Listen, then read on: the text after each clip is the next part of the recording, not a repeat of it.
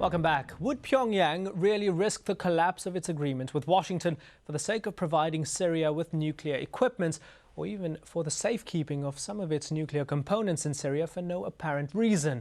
Well, for the last 5 years, since George Bush declared his axis of evil, the US has claimed strong links between North Korea and Damascus. But are the reports exaggerated? Mohammed Shukair has more. Is North Korea aiding Syrian nuclear ambitions? That's the latest according to the Israeli newspaper Haaretz, which quoted former US ambassador to the UN, John Bolton. It wasn't just the Israeli press that ran the story. The American newspaper The Washington Post published a series of articles accompanied with satellite photos showing Pyongyang cooperating with Damascus.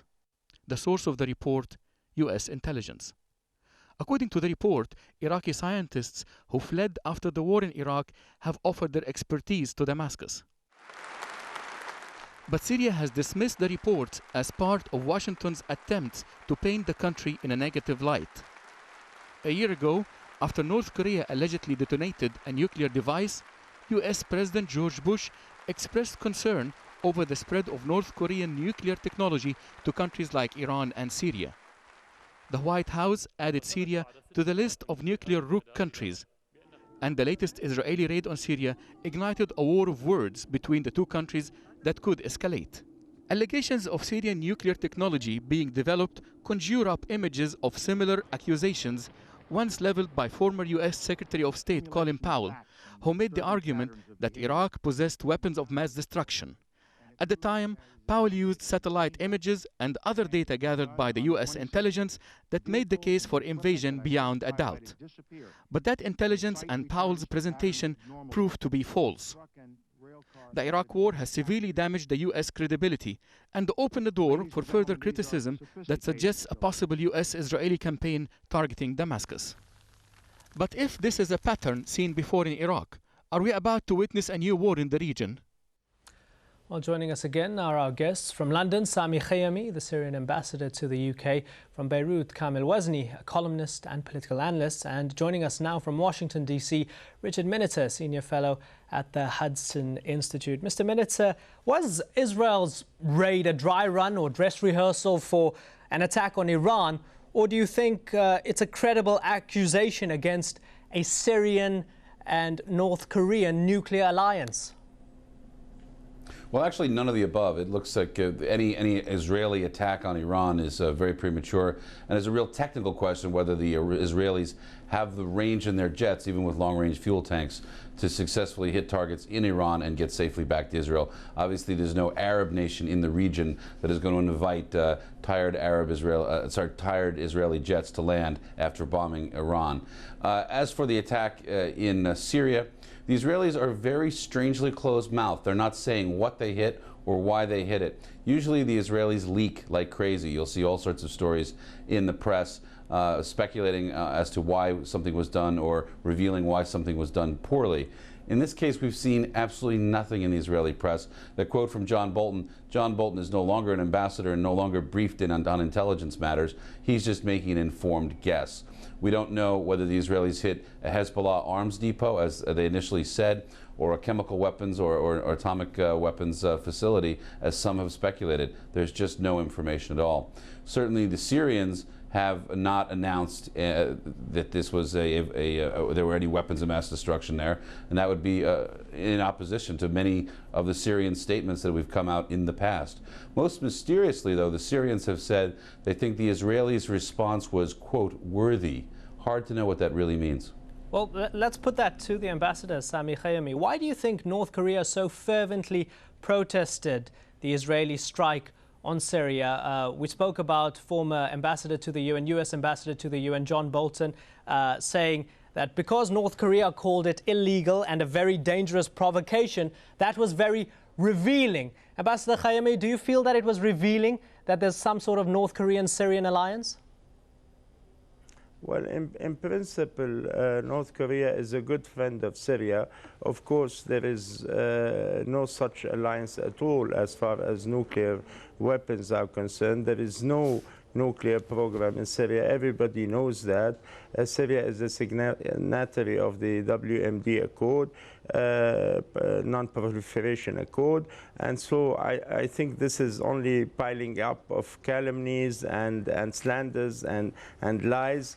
But on the other hand, this is really a way that resembles a little bit the way the Iraq WMD issue was treated in the very beginning. I think that the neocons in Washington have to understand once and for all that they cannot continue in their crazy adventure in the Middle East. The Middle East is crumbling down. The only place where you can find security, the only secular country in the Middle East is Syria. When President Bush browses in his religious dreams, maybe St. Paul will tell him that he is himself Syrian, and that basically 400,000 Christian refugees have come from the democratic American forces occupied Iraq to Syria. I think he should remember all that before releasing the neocons with their foolish strategies concerning the region. I think it's very important that peace can only be achieved through the Arab initiative I have mentioned, and that time is not for escalation and violence and chaos in the Middle East anymore. Kamil Wazni in Beirut, what's in it for North Korea? John Bolton and current US official Andrew Semmel seem convinced that there is an unholy nuclear alliance between Syria and North Korea. Why do you think that is so? Is it just warmongering on their part?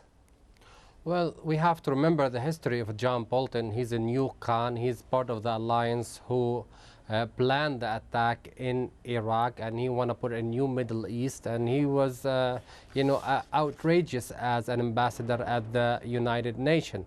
His accusation is part of propaganda started before when he was ambassador, and I think he's trying to get himself a new role. And I think he's a part of a new enterprise. I think American enterprise, which align itself with the Israeli interest. And they use, big names like North Korea. They're just trying to build a case against Syria. I think it's a bunch of accusation, and I think the new Khan in a position where they lost the war in Iraq, they lost the war in Afghanistan, and obviously they lost even what seemed to be the war in Pakistan, and they're trying to push their way or a war against Syria or what could be a war against Iran. So this goes into the circle of political instability they've been trying to implement in the Middle East. Richard Benneter, whatever Israel's intentions may have been, how do you think the message is going to be interpreted in places like Syria, Lebanon, and Iran? Well, the Lebanese might be a little hopeful if it indicates at all that the Israelis will stop bombing their infrastructure and start bombing the infrastructure of other countries. I have no idea. You have the Syrian ambassador. He could speak to the Syrian reaction. I should say, for the record, John Bolton is not a neoconservative. If you talk to him, as I've done, he says he's just an old-fashioned conservative, maybe a pro-American hawk. Certainly someone who believes in his country and is as strong in its country's national defense, but he's not a neoconservative. Neoconservative has a particular meaning in the United States, which tends to get lost in overseas broadcasts. A neoconservative is somebody who was once a leftist, typically Jewish, who then switched and joined the right. So they're new to conservatism, neocon.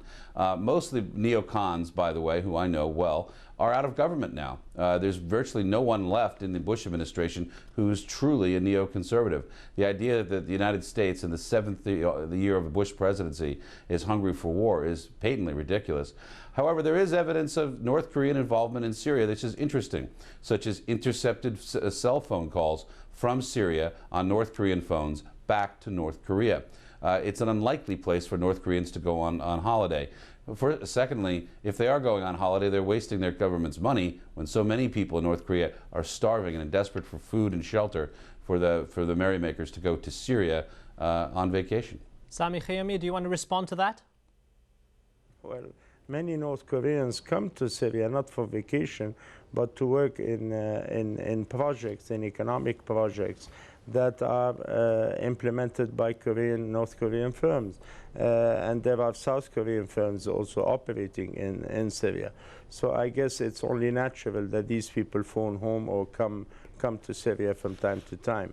The whole issue of nuclear cooperation is just piling up lies, as I said before.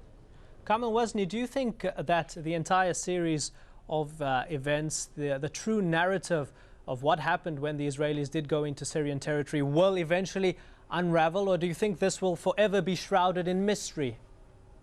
Well, first of all, I don't think the Lebanese would be happy to see Syria bombed, because Syria is a friend of the Lebanese people, and Syria stood with the Lebanese people when there was the aggression against Lebanon. So the Lebanese would not be happy with any attack against Syria or any Arab country. And the second part, I think that obviously there will be no secret in the world.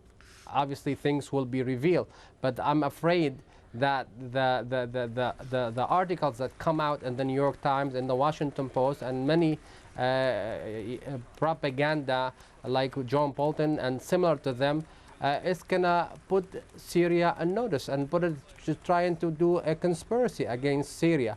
And I think still to the point, the newcon still in the White House. Dick Cheney is the masterhead of this conspiracy, and he's the one who's, you know, a war monger, still trying to launch a war either against Syria, either against Iran. And today the editorial... Ambassador, I'm sorry, Kamil Wazni, I want to interrupt you because I want to bring in Ambassador Khiami. Ambassador Khiami, let's talk a little bit about Israeli-Syrian relations. Do you think that this episode will scupper any development being made on the Israeli-Syrian side, particularly with regards to the Golan Heights? Well, we feel that the question of the Golan Heights is something that Syria will always defend. The fact that the Golan Heights have to be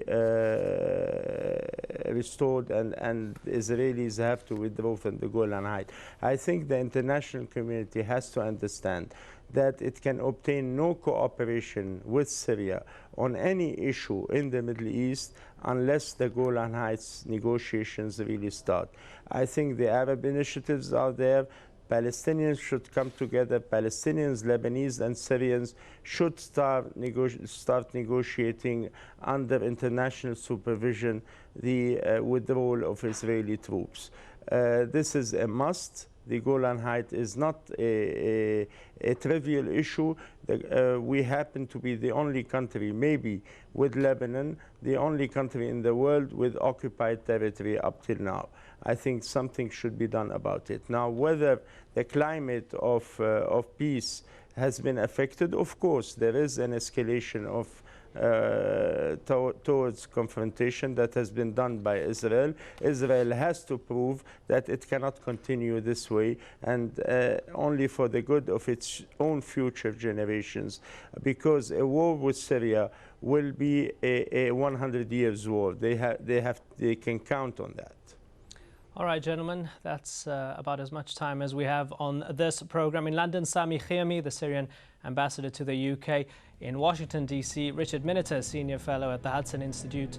And in Beirut, Kamil Wazni, columnist and political analyst. Thank you very much for joining us, gentlemen. And thank you so much for joining us here on this edition of Inside Story. Bye-bye for now.